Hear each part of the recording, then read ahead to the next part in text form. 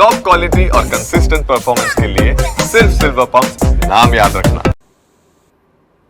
ભરૂચના વાલિયા પંથકમાં જળબંબાકારની સ્થિતિ ઊભી થઈ છે। 4 કલાકમાં 3 ઇંચ વરસાદ ખાબકતા પાણી ભરાયા છે। અંકલેશ્વરથી વાલિયાને જોડતા સ્ટેટ હાઈવે પર પાણી ફરી વળ્યા છે। નાળાની કામગીરીના પગલે અપાયેલા ડાયવર્ઝન પર પણ પાણી ભરાયા છે। ધસમસતા પાણી વચ્ચેથી પસાર થઈ ઇકો કાર ફસાઈ હતી। કારમાં સવાર લોકોનો આબાદ બચાવ થયો હતો।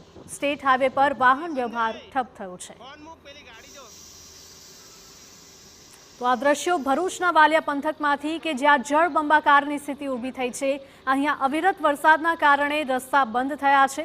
4 કલાકમાં 3 ઇંચ વરસાદ ખાબકતા અહીંયા પાણી ભરાયેલા જોવા મળ્યા છે।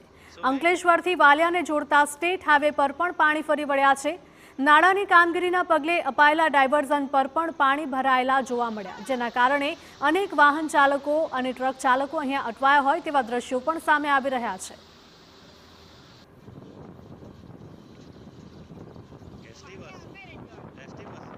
ભરૂચ જિલ્લામાં મેઘરાજાના મંડાણ થયા છે। હાંસોટ પંથકમાં 2 કલાકમાં 3 ઇંચ વરસાદ ખાબક્યો હતો। વાલિયા તાલુકામાં પણ 2 ઇંચ વરસાદ નોંધાયો છે। તો રાજ્યભરના અનેક વિસ્તારોમાં વરસાદી માહોલ જોવા મળી રહ્યો છે। ભરૂચ જિલ્લામાં પણ મેઘરાજાના મંડાણ થયા છે।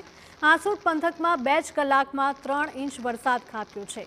તો વાલિયા તાલુકામાં 2 ઇંચ વરસાદ નોંધાયો છે।